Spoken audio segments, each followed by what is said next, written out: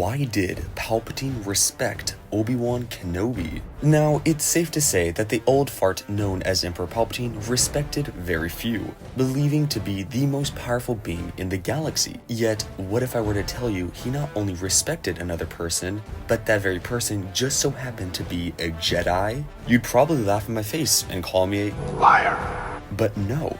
You see, despite Palpatine's immense hatred for the Jedi Order, there was one whom he respected, and that would be none other than the King of the High Ground himself, Obi-Wan Kenobi. Now, before we can get on to why Palpatine respected Obi-Wan, we first have to understand Palpatine's mindset about a few things that will help us understand the topic of today's video. Mainly, what did Palpatine respect? Well, to put it bluntly, power. Power was everything to him. After all, it was his very nature as a Sith Lord. You see, the Sith crave endless power and dominance, and they are willing to do whatever it takes to achieve said power and dominance. And for Emperor Palpatine, he was by far one of the most powerful individuals in the galaxy. So for there to be another whose power impressed Sidious was very rare. Yet, as we've seen with Yoda and maybe Mace Windu, it wasn't impossible. But for them, while Palpatine respected their power, that was it. It was only their power, nothing deeper to it. However, when we use this logic to Kenobi, things don't add up. For starters, Obi-Wan was by no means anywhere near as strong as Sidious, Yoda, or Mace Windu. His midichlorian count itself was pitiful at best. His force potential was just simply not nearly that of Sidious or any other Jedi. Yet this isn't to say that Kenobi wasn't a thorn in Palpatine's side. In fact, he was actually probably his biggest obstacle he had to overcome. Let me explain. For Palpatine, he had one main goal before he took over the galaxy, and that was the submission of the Jedi's supposed chosen one. And while Kenobi was nowhere near as dangerous as Qui-Gon could have been with Anakin, he still had that brotherly bond with him that tethered Anakin to the Jedi and the light side. And for Sidious, that was unacceptable. So to combat this, he would constantly put Dooku, Ventress, and Grievous up to the task of killing Kenobi. Yet it seems the power of Space Jesus would protect them, as it would never succeed. How are you not dead? I have no idea! While yes, this would deeply enrage Sidious as Kenobi became more of an inconvenience, he couldn't deny the fact that Kenobi's actions were impressive to say the least. However, his opinions would completely change when Kenobi was sent to deal with Anakin on Mustafar. And in the novel Dark Lord: The Rise of Darth Vader, it is revealed to us Palpatine's true emotions about this event and Obi-Wan Kenobi.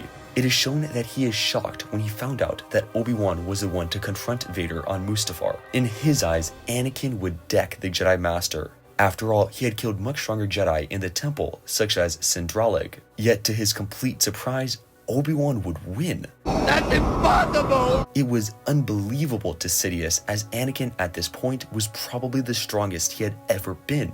Yet, Obi-Wan bested him. Later in the novel, when Vader is throwing a temper tantrum about practically everything, Palpatine is trying to keep his cool, but loses it when Vader mentions how he wasn't strong enough to beat Obi-Wan. To which we get this passage, which perfectly describes what Palpatine thought of Obi-Wan.